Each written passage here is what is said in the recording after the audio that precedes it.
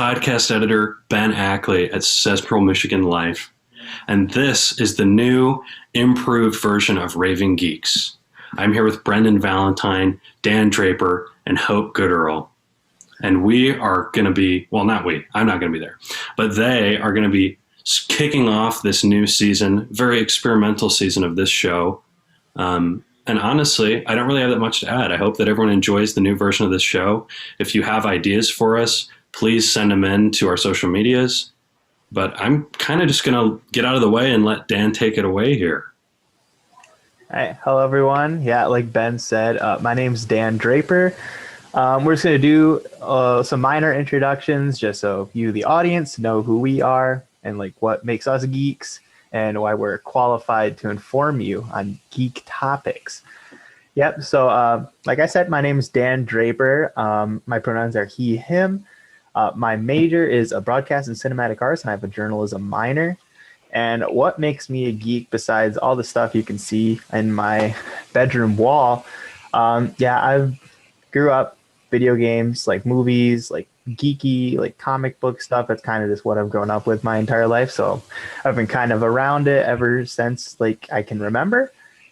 And I just really enjoy it, all that kind of stuff. I'm pretty passionate about it, as you can tell. I'm doing a podcast about it. And couple things we wanted to say about ourselves, to just get us rolling in the geek direction of our preference of Marvel versus DC and our favorite superhero, if one or two, whatever you can think of. And so the Marvel versus DC question is a little interesting for me because it depends on how you look at it. DC, I think, has superior comics. I think their comic characters are way cooler. Like the stories are just overall better, a lot more interesting. However, their movies kind of not great, kind of bad, I would say. So I'd have to go with Marvel as far as the television and movie debut of that front.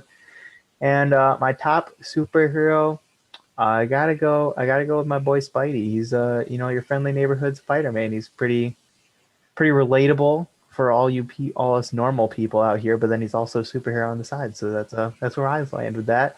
So Brendan, do you want to go next? Yeah, I can start off. Hi, everyone. My name is Brendan Valentine.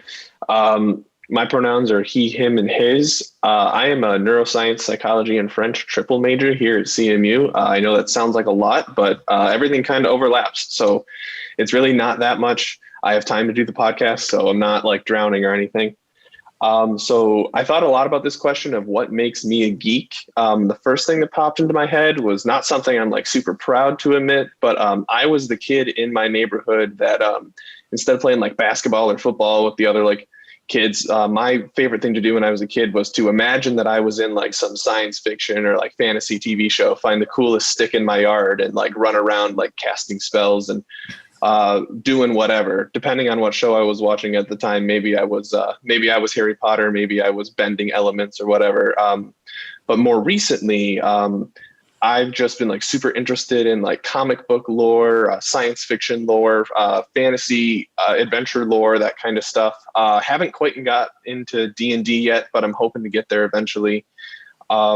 So yeah, ever since I bought Batman Arkham City when I was a kid, I've been super interested in finding Easter eggs and everything. And that's been my go-to thing to do in my free time. And then for the Marvel versus DC question, I know not a lot of people are going to agree with me on this one, but I'm DC on all fronts. I have my reasons. I don't want to like argue with anyone. I just really, really like the DC characters. I just got to clarify, you're including the movies in there? They're not better than the MCU movies. Okay. I enjoy them. They're not bad. Like, I'm not going to just like, the MCU movies are awesome, but like, if I had to fully support one or fully support the other, I'd have to fully support DC. And then as far as my favorite character goes, I'm a big Batman fan, but I know that's a little bit mainstream. So something I've been into a little more recently was the comics for the character, the Vigilante. If anyone watched Arrow season 5 and 6, he was in there. But in the comics, he's Adrian Chase, who was the villain of Arrow season 5. But he's a super fun character, kind of like Batman, but a little more risque with his rules. A little more.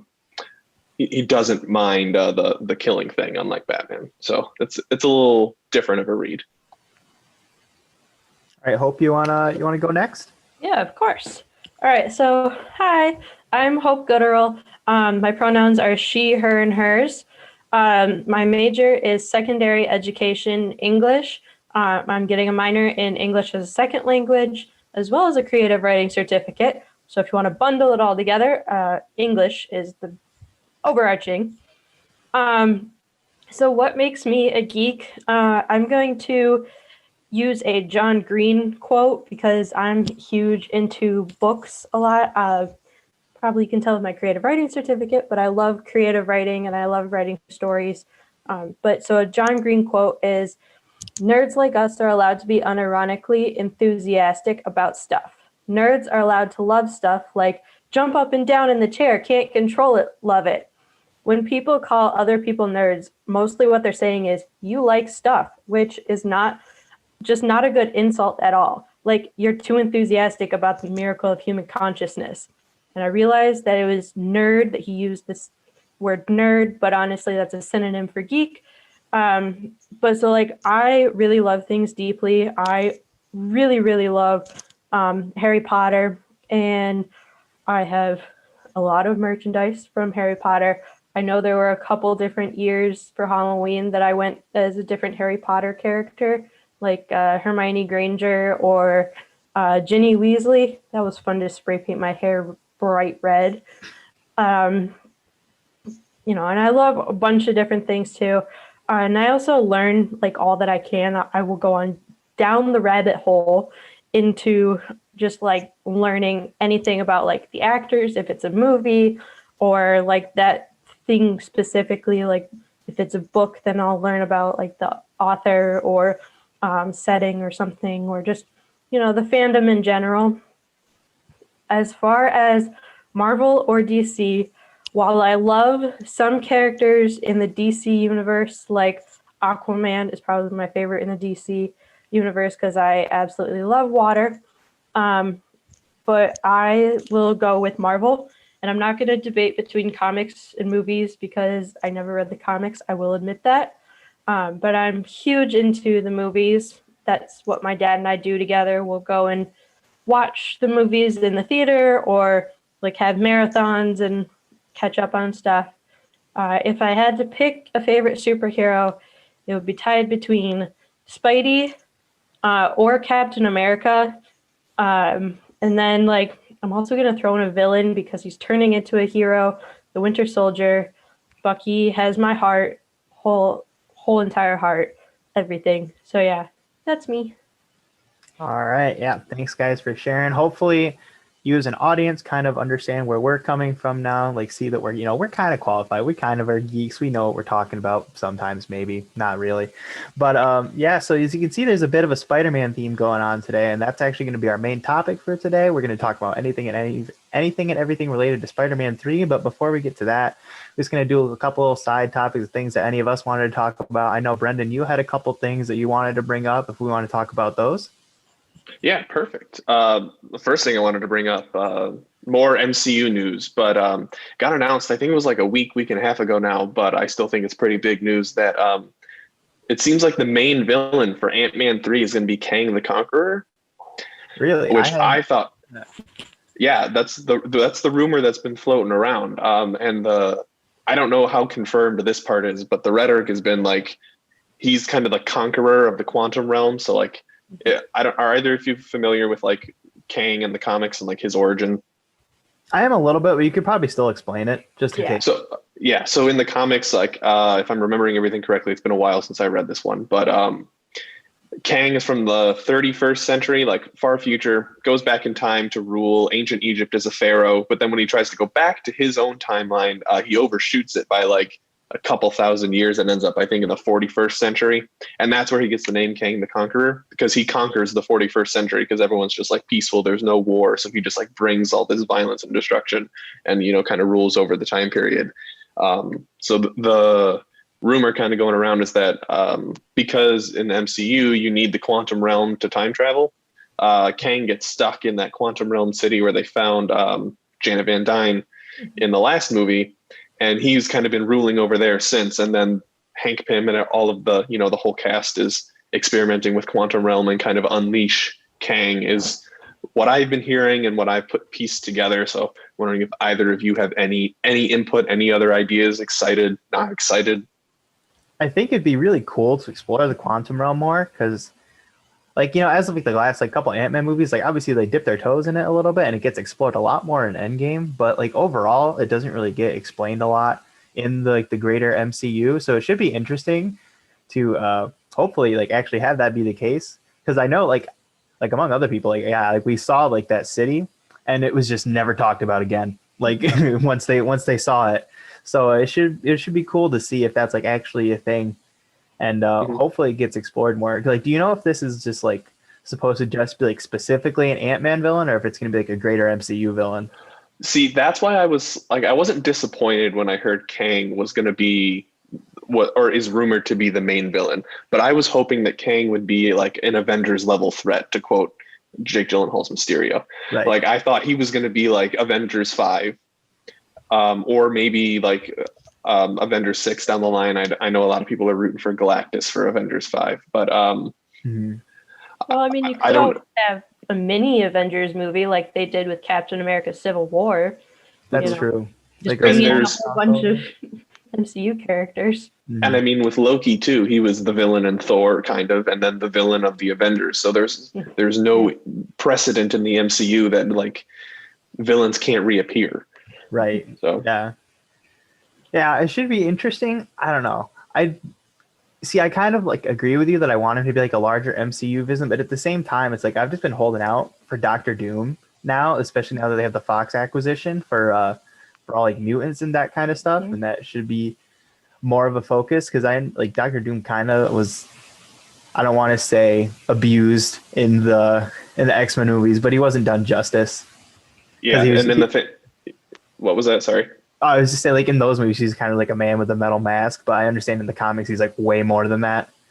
Oh yeah, we have not seen like what I would consider like we haven't quite given Doctor Doom justice on screen yet. Like Loki's been given justice, and like he, like before the movies, he was not one of my favorite like comic book villains, but like after seeing Tom Hiddleston's portrayal and going back and rereading some of the Loki specific comics, I'm like, no, this is a good character. But like I've gotten that vibe from every comic I've read with Doctor Doom in it. And then you see the movies and it's like, no, they just kind of think he's crazy. And I'm like, no, that's not it. Like he's legit like a tyrant. And I want to see that. Yeah. I thought Doctor Doom was Fantastic Four, not X-Men. Or did it cross over and I'm just that far behind because I don't read the comics? No, you're right. Fantastic Four is Doctor Doom, unless I haven't watched the X-Men movies in a while. Oh, like, no, you're right. I got my stuff twisted. Regardless, it was both of those were owned by Fox, right? Yes. Yeah. So I had that part right, just not the other part. Mm-hmm. You know, it's interesting seeing like the MCU like actually like own all of the Marvel characters like slowly and steadily. There's kind of monopolizing it, which I'm all for. Personally, I'm ready for our Disney overlords, but you know, yeah. Didn't they finally get the rights like to have a Hulk movie again too? I thought I remember hearing something about that a little while ago. I think so. I'm really not sure as far as like what they do and don't own at this point. Yeah. I know they have a lot of them that they could explore. They just haven't really done it yet. I'm waiting for them to bring in Deadpool and the X-Men back into the MCU. And I saw this somewhere like online once, and I don't know how true it is, but I saw like a Captain America fighting Johnny Storm at one point, and just going with Chris Evans playing both of them. I really want that movie just because I want Chris Evans to play both and just like have him fight himself like he did in Endgame, because I think that would be absolutely fantastic to see, you know, Captain America versus Johnny Storm, you know. Yeah, it'll be interesting seeing all the X-Men getting rebooted for the umpteenth time. Wait, you wouldn't want the Michael B. Jordan Johnny Storm from Fan Four Stick? I mean, you know, he's good, but like also I just really want to see Chris Evans fight himself again. So no, that would be very fun. That's fair. Yeah, I think Deadpool might be like the only like Fox character that's just going to be directly brought in. because I think Ryan Reynolds is fantastic, and just with like the way Deadpool is written, they could integrate it very easily, I think, into the greater MCU. But I think for the most part, like all like the classic X-Men characters are just going to kind of get rebooted again. I feel the same. I did hear Hugh Jackman was open to coming back as Wolverine if he came into the MCU and got the original suit. Really? I don't know. Like he said, like I don't know how this would like work. I don't know if I'd be old man Logan again, or what, or if they're just going to CGI me younger. But like if I'm in the MCU, I will come back. Yeah, I heard that too. That there was talks about like Hugh Jackman coming back as Wolverine, and I definitely had a few minutes of just sitting there going, "Please let it happen! Please let it happen! Please let it happen!" So You know, that'd be Nice. very interesting. I'd love to see that. Brendan, did you have any other news you wanted to hit on? Like any other things you saw? Real quick before we move on from this, since we were talking about Doctor Doom as like potential Avengers 5, my theory for who's actually going to be Avengers 5 is I'm thinking like Brotherhood of Evil. If I'm getting that's Marvel, or like if you just go like Dark Avengers is what I'm thinking, because I'm thinking Phase 4 is kind of going to be that like rebuilding, passing the torch. And my theory is Thunderbolt Ross is collecting his own Avengers post Sokovia Accords. He's gonna be like, well, I can't really control the actual Avengers, so let's make my own. And like all of the villains we kind of haven't seen in a while, like Abomination is still around, confirmed in the MCU. Maybe bringing back, heck, who could they bring back? Red Skull, technically, I know is like free to do whatever he wants. Granted, he's on like a planet way far away. Spoilers, I guess, like if you haven't seen it. But then if you turn Thunderbolt Ross to Red Hulk, I mean, I'm sure there's plenty of people. Like with the new Black Widow movie, my theory is that Black Widow finds out about this, and that's what she's doing between that movie and Endgame, but just doesn't share because she knows big conspiracy theory with Ross. She gets exposed. She's done. So Taskmaster could be part of it too. So that's my theory, is Dark Avengers for Avengers 5. As like the new Avengers come together, there's like the antithesis of that as well. That'd be interesting to see them go against like a collective group rather than like one specific villain. That's how I think you could easily like balance out the power dynamic too. Because I feel like at post Endgame, you're like, all right, just bring Captain Marvel in and we're good. But if you have like someone either really smart or really powerful that can neutralize Captain Marvel, then Like Adam Warlock. See, they teased him in Guardians 2, and then we haven't heard anything since. My guess is he'll be Guardians 3. But now that like there's this whole cosmic universe, Thor and the Guardians are together, Captain Marvel's in space, so like that could be definitely within the realm of possibility. So my other thing too that I just wanted to mention that I'm just sad about is the Batman movie got delayed. It will now be in 2022. When that trailer came out, I was so excited for that movie. I know a lot of people have been hesitant with Robert Pattinson like in the role, but like he looks like he's playing a really good Batman, and I'm confident he can play a pretty good Bruce Wayne too. But this movie looks like dark, sad, depressed Bruce Wayne, not like Christian Bale, rich boy, playboy. Like so, this will be. I apologize to like anyone who is watching this or listening and likes the Twilight movies, but they'd ruined Robert Pattinson. He's such a great actor. Like, you know, him in Harry Potter as Cedric Diggory, and then like he's been in a bunch of other stuff too, like The Lost City of Z, I know is one, and Water for Elephants was a good movie. Yeah, like he's so good, but Ben says in The Lighthouse. I haven't seen that one. I've heard really good things about the movie. I've seen like scenes and stuff from Lighthouse. I've never seen it, but I've heard he was great in that. Yeah, I feel like Robert Pattinson is a great actor that just got dealt such a disservice. Like his biggest like shot into the limelight was Twilight, and then he hates it too. Like I don't blame him. It's been said that he hates it, and like I don't know how accurate these are, but like I've read stuff where like a bunch of twihards are surrounding him, calling out Edward, trying to get him to sign stuff. And he just like ignores them. And then like there was one that was like, yeah, and one person shouted Cedric, and he stopped and signed their copy of Harry Potter. And that was the only person who got a signature from him that day. I can't blame him. If my first like star role was in Twilight, I would try and forget about it too. I mean, I will say I read the Twilight books and was not upset with those, but the movies, I was like, okay, it's another like fantasy romantic comedy thing, in my opinion. Again, don't want to throw the fandom under the bus. You like what you like. We're all geeks, but not necessarily my thing. All right, So- I think we're getting a little far off topic, so we can if you guys are all good, we can probably start talking about our main topic. You got something, Hood? I have a quick, like two quick related news for geek stuff. So if you like the video game Uncharted, they made a movie starring Tom Holland as Nathan Drake.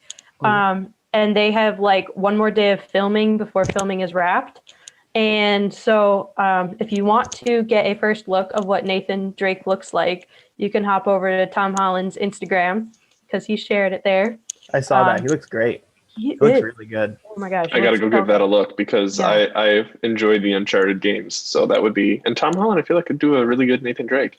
Hopefully it'd be a good video game adaptation as a movie. Because there's only been like one so far that I've liked, and that was Detective Pikachu. Same, I love that. I keep forgetting that that's a thing. I've been meaning to watch that. I keep forgetting it's a thing. It's great. It's so like good. it's actually a good video game movie. I went in with very low expectations and left very satisfied. I mean, you got However, if you're Ryan looking- Reynolds as Pikachu, so like, If you're looking for something super faithful, then Detective Pikachu doesn't quite hit the mark, but also that'd be really hard to do because Detective Pikachu is just a weird game. and then my other announcement was within the MCU, the Falcon and Winter Soldier. We got a little bit more information from the writer Derek Kolstad. He said that they're bringing in more characters from the early MCU as secondary characters, and they're gonna like layer them into the Falcon and Winter Soldier, and they're gonna like reinvent the old characters too. He didn't say which ones they were, but he was like, yeah, you know, they could be friends or they could be enemies. So there's just more to look forward to with that series, which I am sitting here trying not to shout at Kevin Feige for continuously pushing that back because I am looking forward to that so much. I'm also looking forward to it. Yeah, I saw set pictures. I know one of the characters I think is Baron Zemo. I saw a set picture of Sebastian Stan and what's his name? Anthony Mackie. Anthony Mackie, yes, that's it. Yeah, Anthony Mackie, and then with Baron Zemo on set, and I think that'll be interesting. Well, wasn't If they're bringing back those old characters, I feel like that plays well into my Dark Avengers theory. If you're going to just keep integrating old people in, that could be antagonists. It's all coming together. It's all coming together. All the dots are connecting. And like, wasn't there when they first did the trailer for Falcon and Winter Soldier, you had Zemo or like Winter Soldier like held out his hand and like had a gun pointed at his head and then like dropped a bunch of bullets or something? Or is it the different character? Yeah, okay. I have a feeling that was like staged, like that might not actually be how the scene's going. Just like from looking at it, it could be. MCU is really good at making their trailers deceiving. They love to do that. Like with Infinity War when they had Hulk running like into battle, even though it was a Hulk Buster instead. Yeah, so they're really good at throwing off the trail. So I wouldn't be surprised if that was a red herring. Yeah. All right. Well, if that's all the stuff you guys had to talk about, then we can get into our main topic for today, which, like we were saying earlier, is Spider-Man 3 rumors, our expectations, what we're hoping is going to happen, what we hope doesn't happen, anything and everything related to that movie. So to start off with, we have the rumors of Toby Maguire and Andrew Garfield signing on to the movie.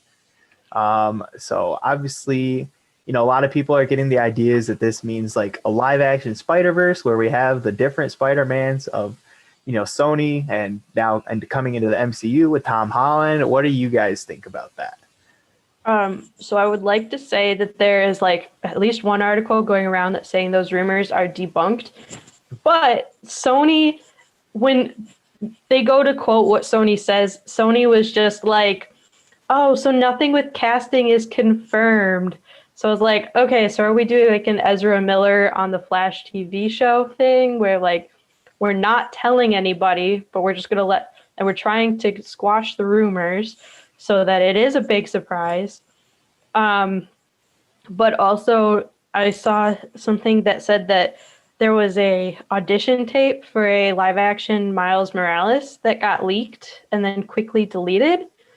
And supposedly there's a deleted scene in Spider-Man Homecoming that shows Miles Morales. So I feel like it wouldn't be that difficult to have a live action Spider-Verse, and it would honestly be really cool to see all of that, like people's childhoods and or teen years, growing up and then seeing all the Spider-Men together.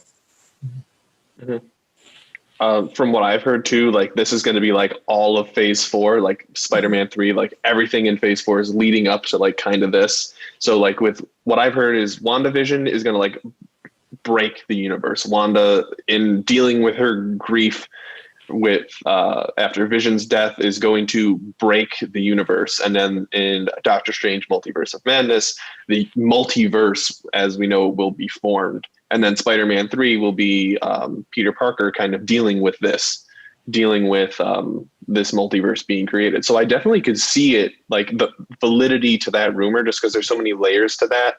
And that definitely seems like a whole like Kevin Feige MCU plan that definitely could be working. However, I'm trying not to get my hopes up too high because I definitely could see this just being just internet talk. Mm-hmm. I want to say, why do we keep making the child clean up the mess of the adults? Because, he had to deal with the invasion of New York in Spider-Man Homecoming. He had to deal with Stark's death and everything that happened after Endgame and Infinity War. Like, why are we making the child clean up the adult mess? But also, like, I'm getting kind of frustrated too, because I'm like, why doesn't Peter have like nightmares or PTSD, or like, why aren't they showing this? Because he's 15, 16, and he's going through all of this terrible stuff and like watching people die and, being in these giant battles where he faces death. And it's like, how do you not have PTSD yet? Or Spidey senses. What, come on. Spiders don't get PTSD. I don't know if that's really the answer, but I think that'd be really funny if that was the MCU answer. Peter can't get PTSD because spiders can't get PTSD. Yeah, because they're dead before they get PTSD. I was looking up the order of the MCU movies, but apparently Doctor Strange Multiverse of Madness comes out after the Spider-Man movie. So really? Yeah, at least that's what it says here. It says Spider-Man 3 is 2021 and Doctor Strange is 2022. Okay, so given pandemic, it might be 2022, 2023. Yeah, but so it might just be like the same theory you were talking about, just maybe switch it and Multiverse of Madness is coming together. Because the rumor also says that Doctor Strange, like Benedict Cumberbatch, is signed on to be in Spider-Man 3 as well. Yeah, isn't that confirmed? I don't think that's a rumor anymore. Yeah, I think that is confirmed. Yeah, I mean, who knows if it's just going to be a cameo like it was in Thor Ragnarok, like where everybody's like, oh, he's in it, and he's like, oh, he's actually in it for like a 2-minute scene at the beginning of the movie. Yeah. So we'll see if it's.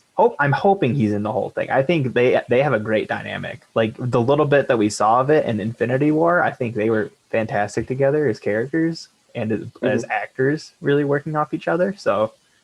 And Hope, to answer your question, why are they making the child do everything? That's pretty on brand for Peter Parker. Like, I know you said you're not a huge like comic reader, but like his arc is always just dealing with all of the crap in the world at once, and somehow getting through it. I feel like that's kind of the charm of Spider-Man too, is like this weird giddy optimism in the face of like the most horrific things happening in New York.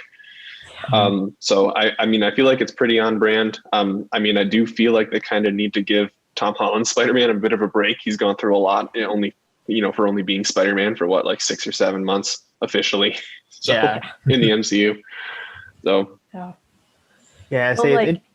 you can go. All right. Okay. I was gonna comment back on your Strange and Peter Parker, because I feel like Peter needs that other mentor. And with Strange being he was a doctor first, and so he has like the science knowledge that, it wasn't necessarily like inventing like Stark was, but I feel like Strange could definitely be a good like role model and mentor for Peter.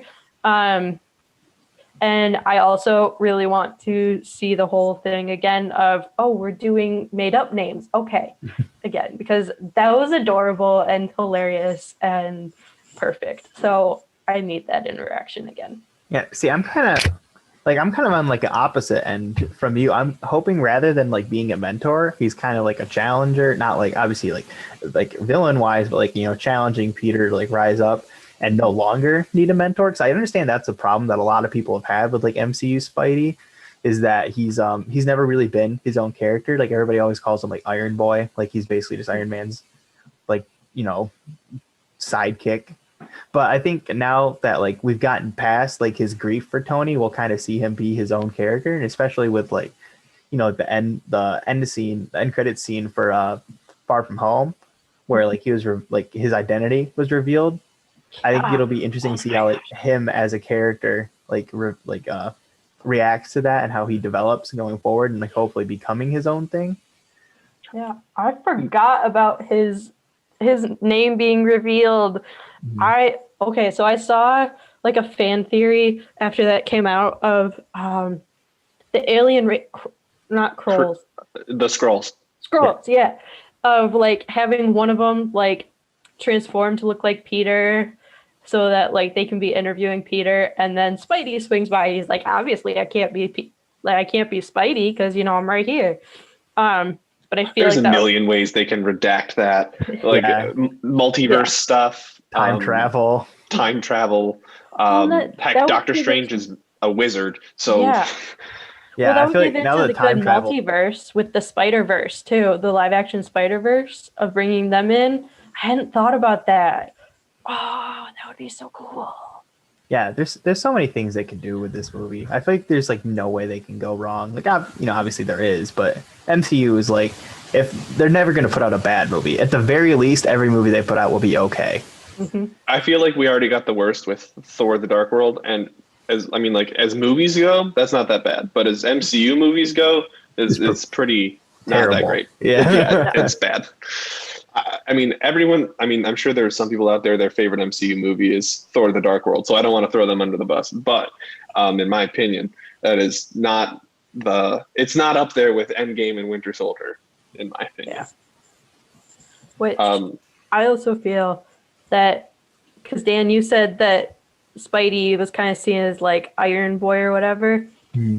My thing with Civil War was if Spidey had been able to talk to Cap and find out the real reason, like why he was hiding a fugitive, he totally would have been on Cap's side, because you know he would have been, yes, let's protect my best friend, because like his relationship with Ned and Michelle and everything, like you can just tell that he would have been on Cap's side totally and completely if he had known the truth. But that's personal opinion and not what we're. That's just Tony Stark manipulating a young hero and a young and impressionable hero. I mean, not to speak ill of the dead, but yeah. Actually, another thing that I wanted to mention that I feel like kind of leads into the movie was so Jimmy Kimmel, of all people, tweeted. I don't remember the date of the tweet, but he tweeted that he'd been tapped to play Kraven the Hunter in Spider-Man 3.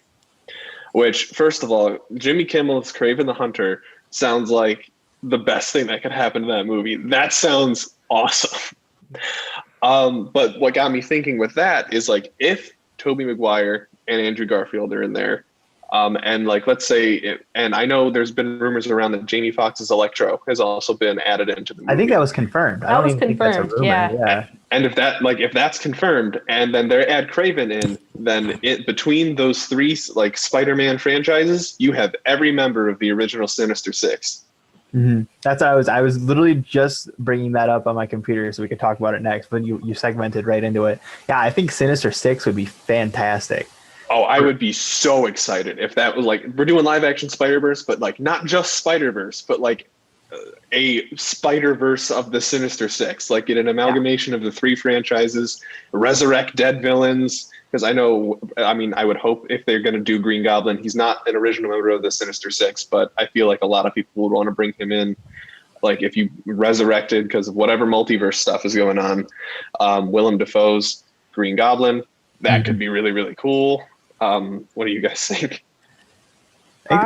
I think there's a lot of characters that they could bring back in a very cool way.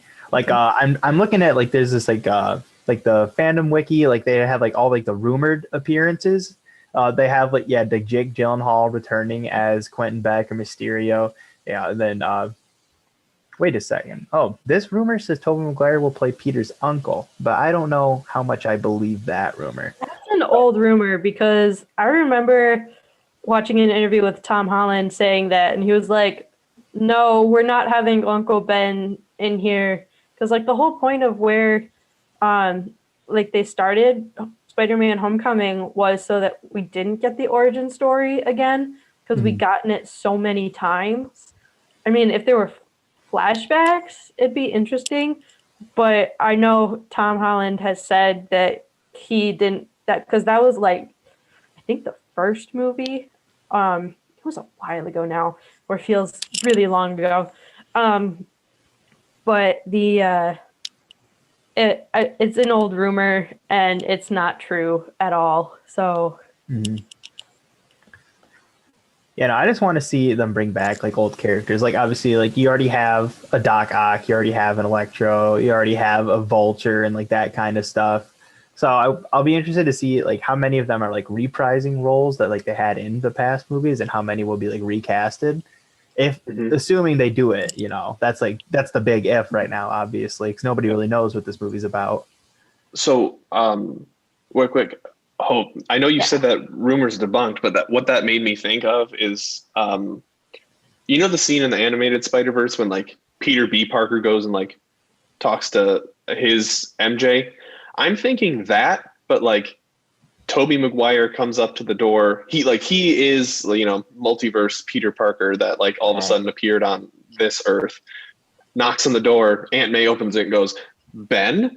Like, so like in the like MCU main universe, Toby Maguire looked like Uncle Ben, but he's Spider-Man from the other universe. Like that, they could make that nod to that rumor. Yeah. Where like that's it. Like it's not like a huge origin story. I would love that. If that'd like that'd be interesting for sure. Just like a quick cameo. Sorry, I just want to look this up real quick. Like how old Toby Maguire is to Marissa Tomei, because I feel like at this point, Toby Maguire might look a bit older than Marissa Tomei, so it might not work out as well. They're pretty close in age, aren't they? I honestly, I think Marissa Tomei might be older. I'm gonna double check real quick. Well, while you're double checking, so my whole thing with this is remembering the like whole issue with Spider-Man no longer going to be in the MCU. Like after Far From Home, that was going to be it. So I know there's still that tension between Sony and Marvel. So what I'm thinking is this is not just like Spider-Man 3, but this is the way to like, in terms of story, wrap that up so that Sony can retake Tom Holland's Spider-Man for themselves and the MCU can move on. It's my theory that like they do this Spider-Verse thing, like the multiverse is broken, and Tom Holland's Peter Parker at the end of the movie is like, I need to go like discover myself, maybe like taking up that challenge from Doctor Strange. Like, I don't need a mentor. I'm going to go fix these broken multiverse problems with these other Spider-Men, leaving room for a Miles Morales to come in and be like the Spider-Man of the MCU, where there's no dispute between Marvel and Sony. And then if they do Sinister Six as well, this is a big cash grab for Sony. And then they can continue to do Sinister Six stuff with these other villains throughout the multiverse, potentially bringing in Venom and Morbius, since those are like big villains that they've got confirmed movies. So that's my thinking, is this is Sony's way of like, we're going to amicably separate from the MCU, bring Tom Holland with us so we have the cash cow, but then we'll let you keep this whole Spider-Man thing going because of and it works with your narrative, it works with our narrative, and everyone's happy. Yeah, I never thought about using it as a way to end like Tom Holland saying in here. That's a really interesting way they could do it. Because like he can come back if that's what's happening. Like if he's just around the multiverse, right, and then he can come back later after contract disputes are over. But for now, like he's just gone. I feel like Tom Holland wouldn't let that happen though, because like when the big dispute happened last year, I remember Tom Holland talking online to his followers and stuff. I think he either did a live or an interview where he was talking about he was at a pub with his family one night in London, and he gets a call from Bob Iger, of all people, to talk about the dispute. And of course, he'd had like a few drinks, but like, I feel like Tom Holland wouldn't let it happen. Because, I mean, unless he saw a strong Miles Morales.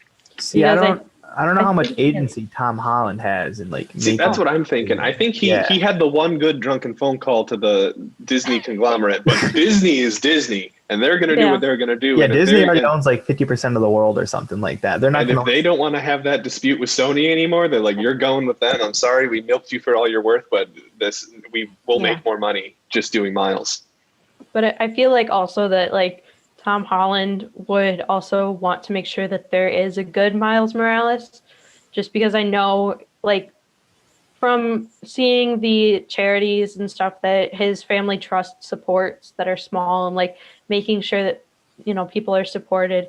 Like I can see him doing like a handoff, like handing the baton to a Miles Morales to like set him up for really good and like, yeah, you do this and, I'm going to take a break and sit back and just watch you do your thing. If you need help, like, yeah, I'll be at college or whatever, but, just give me a call. And because I think that's also another thing of like when they're going to phase Tom Holland out is when Peter Parker goes off to college, which only gives them like a couple more movies.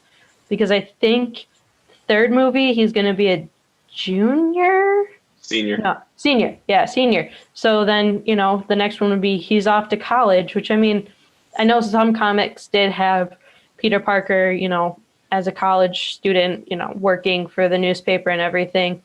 But I think it's just a little bit harder to work with that. Because like in most comics, he is like, like the friendly neighborhood Spider-Man because he's in the neighborhood because he goes to high school there, like that's kind of, that's always been his thing is like, he's like this little nerdy, quippy little high school kid that nobody really pays attention to. Like that's always like been his thing. So yeah, like you're right. Like bringing him into like a different area like that and having him grow up would be different. But granted, a lot of like MCU Spider-Man has already been different. Like he really hasn't been like your friendly neighborhood Spider-Man. He's hardly been in New York, to be honest. The most fighting he's seen in New York was with the Vulture, and that was only for a little bit.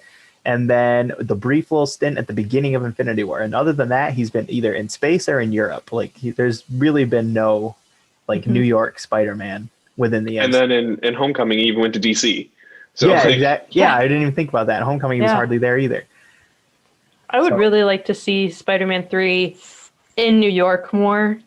Especially if Peter gets, a job at Stark Industries or something or some other invention place that really lets him be the science Peter and the technology Peter, because he goes to the school that's the School of Science and Technology or whatever. Yeah, School of Science and Technology, I think. But other than a few times in Homecoming where you saw how he made the web fluid, and then, Far From Home, he made his own suit. He used the whole, but he did use Stark Tech, which I'm sure makes things a lot easier. Yeah. But so, I would love to see, number 3 as, he's like, guys, I just want it to be quiet and, just be relaxed in New York, in my hometown. And then, Then the universe fractures and everything goes to crap in New York. Mm-hmm. He's like, guys, we already had the alien invasion. What the heck? Yeah, it'd be cool to see Peter get more into the science-y side of things. Because technically, in every single comic, Peter's actually a genius. He's actually so incredibly smart. And we haven't really seen that other than the few moments you've said within the movies. We get those and they're never explained to us. We're just supposed to assume oh, yeah, he's smart.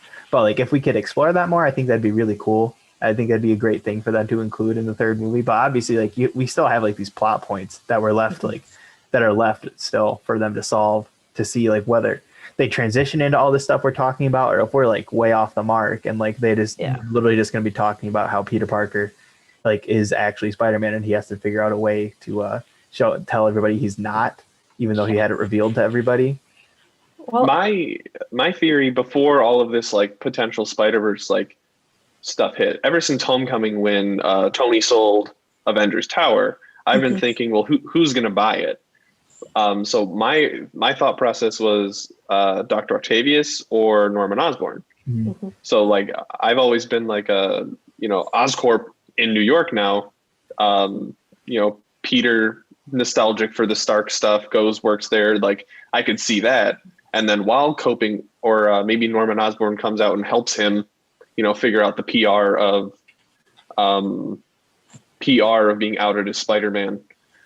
And then throughout that, they kind of butt heads. The thing though is if Doctor Strange is confirmed, I don't see what role he would have in that story. well, I mean, if he is talking about like the fractured universe, isn't his base in New York, like where he has it? So, it could be like he sends a message or something to Peter, like, "Hey, meet at this place," and Peter gets there and it's like it's run down and broken, and then all of a sudden Strange shows up, bail, whatever, to show that it's the tower and his place, and he's like, "Yeah, you need the Sanctum Sanctorum." Yeah, that, and he's like, "Yeah, you need to see what's happening in the universe," and takes him in. And then Peter's like, "Nah, man, I gotta work on some stuff for Oscorp, and like I can't deal with this right now. Like, call me in 5 months or something." Like, oh, and then Norman finds out and is like, "I could use this. I could see that. That seems like a very Green Goblin type thing." However, I don't know. The Green Goblin's been done before, so I feel like that'd be an interesting way to take it. Yeah. Too. Do you guys mind if we go back to the Sinister Six stuff? Because like that was for me, that was big. Because what I've been thinking with that, so the original Sinister Six: Mysterio, Kraven, Doc Ock, Electro, Sandman, Vulture. We've seen every single one of those except Kraven in a live action movie so far. So I feel like we could easily pull those in.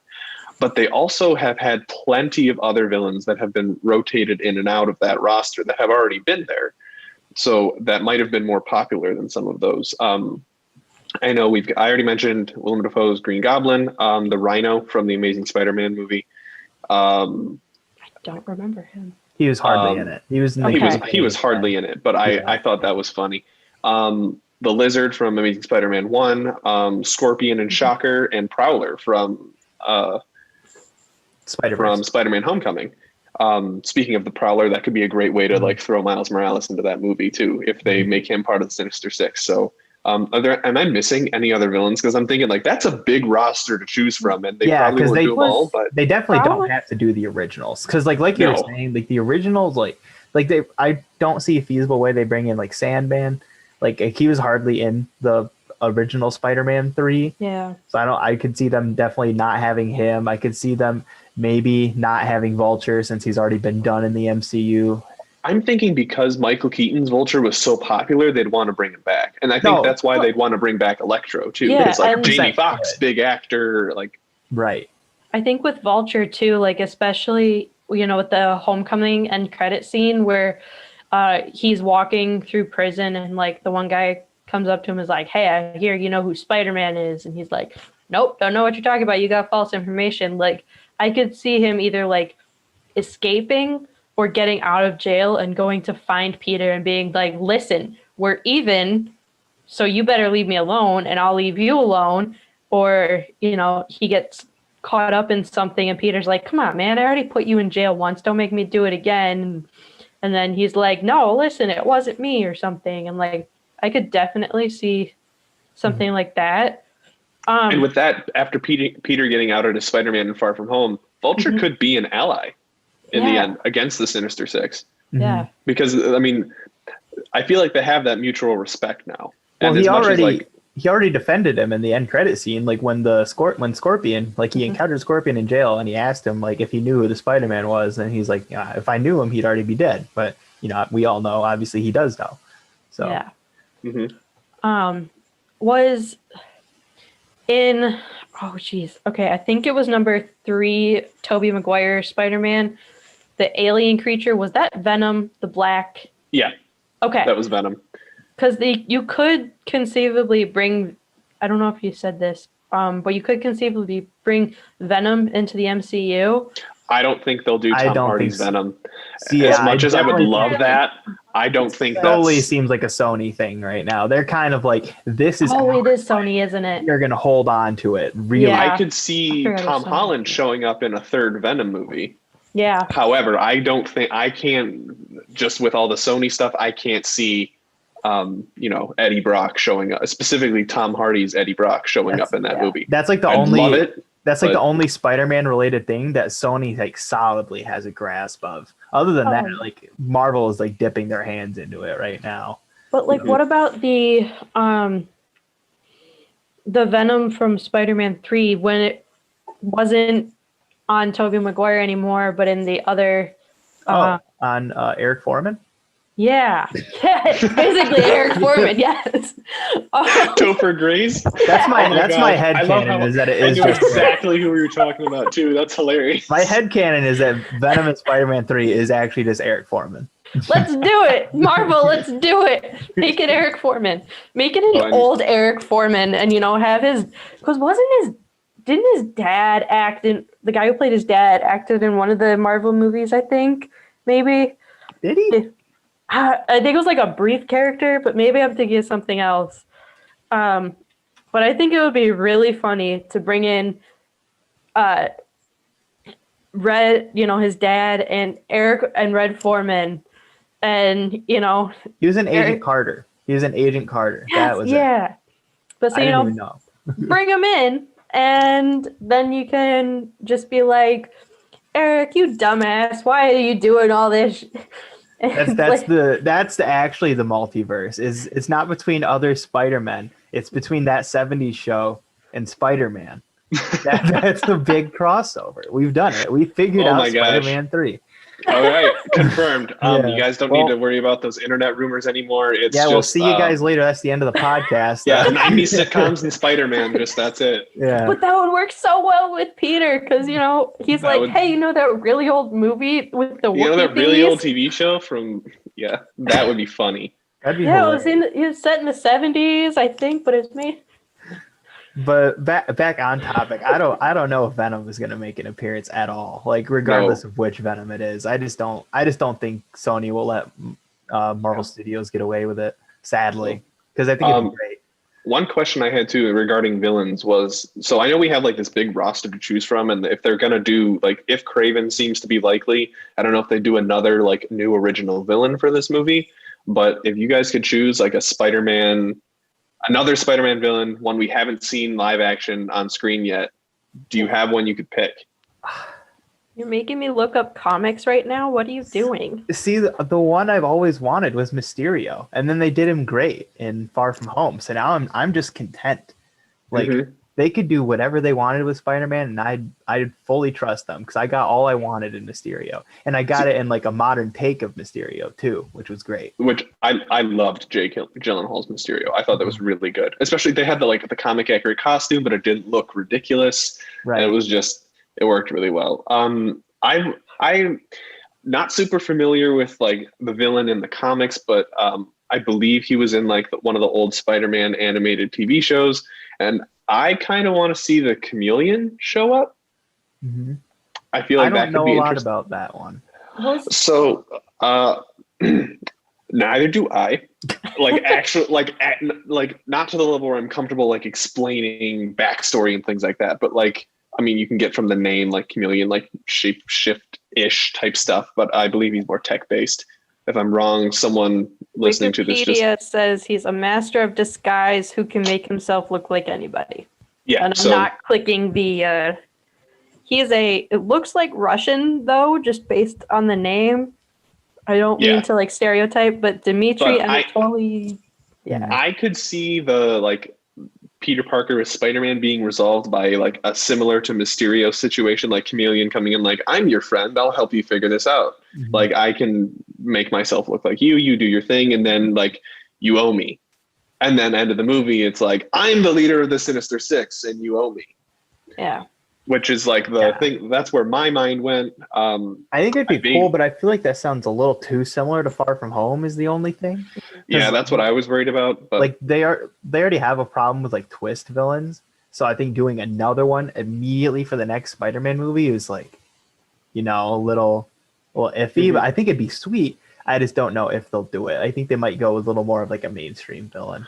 And I feel like they have a lot of like substance that they can put into this movie anyway that I don't think they'd add Chameleon in. I'd love to see a live action Chameleon. I feel like that'd be a really cool, even like if they do a Miles Morales movie, like I feel like that could be a simple, not a Miles villain, but could be transferred over. Mm-hmm. So, I mean, this is kind of similar to Mysterio, or at least how they had him in the Far From Home. But the Tinkerer, I don't know if you guys know anything about him. He was in Homecoming. Was he in Homecoming? But I'd love to see him come back. So he was the right-hand man of Toomes. Yeah. So he was the one that like was actually making all of the gear. He made the Vulture costume. He made Shocker's glove. He made all the stuff they used to break onto the Quinjet. But I would love to see him come back, especially because like in Homecoming, he seemed like such like that innocent character. Like he didn't necessarily want to make the big bad gadgets, but he's making them to please Toomes and everything and make money. I could see him being brought back as like, like an assistant to the main villain, as to like a testament to why the main villain is so strong. Because he has this like the guy making him all this like insane stuff. Ben is asking if they have done anything with the Black Cat in the MCU. Not that I know of, no. I don't think so. I don't think there's anything. I haven't seen any rumors about it. I haven't seen any Black Cat rumors either. And it just doesn't seem to fit the vibe for Tom Holland's Spider-Man. Otherwise, like I'd be totally down for it. But I just don't think that, because they've kind of stuck with the MJ or Gwen Stacy type of romance option for Peter Parker in all the live action movies. And like that's a very like Spider-Man and Black Cat is very different than Peter Parker and Mary Jane. Yeah, it's a lot more like sensual, which I don't know if I want from Tom Holland as a or an MC. If they were going to do like an adult one. That yes, female Tom Holland fan. Yes. But I mean, I think what if he did like the Gotham TV series with Selena Kyle and Bruce Wayne. My gosh.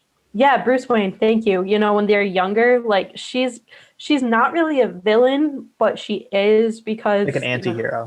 Well, Black Cat and Catwoman kind of have that like weird similar parallel. Yeah, they're very similar. I think that would be interesting if they brought her in to be like, hey, you have to team up with the anti-hero and put your morals aside because you need to fix this other problem and you need her expertise in it. So I think I could see her being like a femme fatale for sure within like a Spider-Man movie. I think that would be great. And like her and Michelle, Zendaya's Michelle going back and forth. I think that would be hilarious because Michelle would just be like, yeah, whatever, but like also super jealous at the same time. So you see her just like stewing in the anger and jealousy. Speaking of Zendaya's Michelle, I just like quick tangent. Have you seen the video online? Someone made like a fake TikTok account as Tom Holland. And it said like, you think you could hurt my feelings? I get bullied by Zendaya. And like that account got like hundreds of thousands of followers in like a day. And then Tom Holland, like real Tom Holland was like, guys, that's not me. I did see that. So funny. That was hilarious. Savvy, okay? He doesn't know how to end a live stream. It takes him 5 minutes to figure out how to end a live stream. So I thought it was so funny. Yeah, I'm pretty sure Marvel wouldn't trust him with his own like TikTok account. Anyways, he'd spoil something he doesn't even know he's in. That's probably why the rumors are not fully confirmed or anything, because Tom Holland can't know, because if he knows, he's spoiling it. Mm-hmm. They didn't even give him the full Endgame script, did they? No, they just gave him his parts. So and like they were like, here, you're here right now, and he was like, what am I doing? What's going on? They're like, we can't tell you that. Just talk to this tennis ball on a stick. I think they made him film like 6 different of the same scene, each like going a different way, just so he couldn't reveal it. Yep. You gotta love Disney money. Yeah. He said that he originally thought that when going into film for Tony Stark's funeral, he thought that it was a wedding scene. And so he's going into it thinking it's a wedding scene, and he gets there, and it's like, no, this is Tony Stark's funeral. And he's like, wait, whoa, back up, because someone He died. he did what? Yeah, say, 'cause I'm pretty sure like one of the last things that they filmed for Endgame was literally like was Tony Stark's like actual death to the Infinity Gauntlet. So I'm not surprised at all he didn't know until literally the last day of shooting. That's funny. All right. I feel like we're getting close to like wrapping up time, but I had like one last point I really wanted to mention. Okay. I thought of this idea and I'm really excited.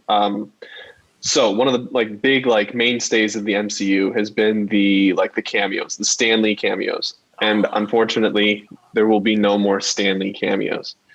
But what I was thinking is Phase 4 going to kind of redefine the cameo? Like, you're going to bring in new different comic creators, like current artists, like for a Spider-Man movie, like some of the current artists and things like that, or reference other material. So the big thing for Spider-Man 3 would be like the animated movie.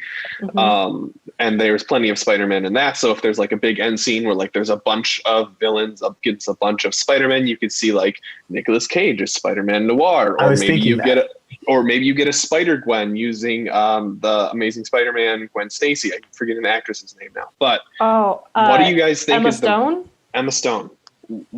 Is it in the realm of possibility to get a CGI Peter Porker played by John Mulaney? I was just about to say that I was like, can we please have like a scene where John Mulaney is walking next to like a CG like Peter Porker, because like just walking down New York City, because like that would be, or just have him next to an actual pig. Yeah. That'd be great. Like, I want the reference. I don't care like how they do it, but I think that would be gold. Like if they're gonna redo the cameos, they gotta like, it's hard to beat the Stan Lee cameos in terms of recognizability, but if they're gonna do something, like it's gonna be big. I could definitely see them for revamping the cameo of Stan Lee into just like a general like reference, because I don't think they should like reference like a specific person anymore, like the way they did Stan Lee, but like just like general references like that would be great, I think. I had a friend once say that we will still have Stan Lee, because this was like quite a few years ago, and I was like, this is going to be a really sad day when we no longer have Stan Lee cameos, and long time ago. Okay, so like I didn't jinx it and kill off Stan Lee. It wasn't me. But my friend was like, no, see, they got this all recorded already, so like they could just put it into a movie, and like he's like, they just like take him into a studio and it's like, okay, here's your lines, here's your costumes, and they've recorded it for years down the line. And so like I kind of want to see if that would be true, or if they already did that with what's his face in Star Wars, is Grand Moff Tarkin. Oh yeah. Didn't they CGI him in for Rogue One? No, that's exactly it. Like they already did. Peter Cushing. And same with Carrie Fisher as Leia. Yeah, exactly. Yeah. They CGI them, and I mean, so Disney already has the precedent of doing it. I just don't know if they could do it with Stan Lee and get away with it. No, not with the fan base of Marvel Comics. People would be angry. Yeah. I think if they did something with like to reference Stan Lee, I think that they should have it where it's like in Homecoming when Peter went after what he thought was the car thief, and it was the guy's own car, and Stan Lee was out of the window or something. Like he goes by the neighborhood and like they have like signs up or like flowers and pictures of like in loving memory of our favorite old man or something like that. Yeah, like have you seen this man? Like they could do something like that. Like, okay, that'd be really funny. Like Peter trying to do friendly neighborhood Spider-Man stuff, and like it's like this man robbed like a pharmacy down the street, and it's a picture of Stanley. Yeah. Or it's there somebody's grandpa that has like that like doesn't know where he is. Yeah. They're just like, that'd be funny. This man. Or like going back to Loki's old folks home where he tried to put his father Odin and just being like, have you seen this man too? Because like, you know, like Peter Parker's volunteering at an old folks home, and they're like, we're missing this person. Like Peter's just going around, have you seen this guy? Have you seen this guy? Yeah, definitely could see that. That'd be great. Like I just see some sort of tribute to him in it, but So I feel like we're kind of wrapped up with Spider-Man talk. I don't know if you guys agree. Any last minute things you wanted to say? I mean, I feel like this is like a big topic I could like just speculate on forever, but I don't want to just keep going down the rabbit hole. I think no matter what they do with all of these rumors, if even one of them turns out to be true, the movie's going to be spectacular. Yeah, most definitely. All right. So before we close out the show today, we all had something we want to recommend to you guys, the viewers, whether it's something new, whether it's something old, something that we haven't heard of before, or something that seems everybody knows. We each have a recommendation for you guys today. So Hope, if you want to start us off, then Brandon, then I'll finish this out and we'll take off. So I actually have 3 different ones, mainly because they're on Netflix and they're not that many seasons. So the first one is the TV show One Day at a Time. It's a Netflix original. Unfortunately, it got canceled after 3 seasons, but they are trying to get it picked up with a different network because it's super important and relevant. My roommate and I are currently, I'm rewatching it. She's watching it for the first time. And it deals with a Cuban family living in California. It deals with racism and like our society right now, and like the mom is a vet and she's dealing with PTSD and everything too, and it's super important and relevant, and like we need these characters on our screens. The next one is a new show called Cursed, and it's only 1 season and it's like 10 episodes, and it's a spin on the King Arthur story. So if you really like King Arthur, I highly recommend that show. It's so good. And then my final one is the TV show Alexa and Katie. It's got 4 seasons. Like the 4th season of this is the newest one. It's kind of more teen show. Like the characters are in high school, but it's still relevant and important. I was just watching 1 episode last night and I was bawling my eyes out. So it's, those are all really good shows. And like I said, they're, because it's on Netflix, there's not that many seasons, so they're super easy to just breeze through in like a couple days. So Brendan, what are your... Cool.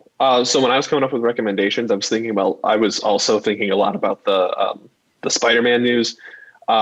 So if anyone hasn't seen Spider-Man Into the Spider-Verse, highly recommend. I know that's pretty mainstream. A lot of people have seen it, but if you haven't seen it and you listen to this podcast, there was probably some things that were a little fuzzy. So highly recommend. It's on Netflix. And if you're looking for something good to listen to, the Into the Spider-Verse soundtrack is also really good. And then I actually had some comics to recommend.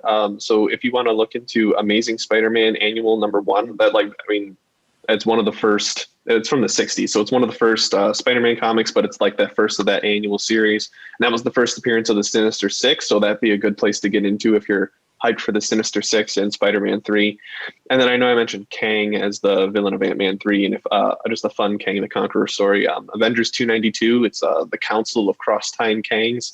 If you've watched The Flash, I know they do the Council of Wells, which is kind of based off of, I believe, the first like council type thing where there were multiple of the same person from different universes, was the Council of Reed Richards from Fantastic Four. But this is like the time traveling, but as a villain, many Kangs get together to do their nefarious deeds. So that'd be a fun one to read.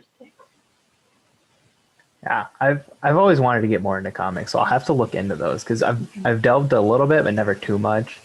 Not enough to say I'm like an avid fan and reader, unfortunately. I read Council of Kangs. I haven't read the first appearance of Sinister Six, but it's on my list. Mm-hmm. And so for my recommendation today, this might sound a little basic. It's new to me, very old. Naruto. I've been watching it. It's on Netflix. It's a great show. If you're not big into anime, which is similar to me, I've never really been into the genre. Naruto is fantastic. Once you get through the first like couple seasons of like really slow paced stuff, once you get past that and it like actually starts like pick up and live on its own a little bit, it's fantastic. I finished all of base Naruto, which is on Netflix. And now I'm on to the sequel series, Naruto Shippuden, which isn't on Netflix. It's on Hulu. So I've been watching that. Fantastic stuff all around. You guys should give it a watch if you haven't already. I know it's like super mainstream. Everybody who's anybody like that's into geeky sort of that kind of stuff has probably already watched it. But I'm I'm enjoying it right now. It's new to me. So, yep, there's my recommendation. And that's going to do it for us today on the Raving Geeks.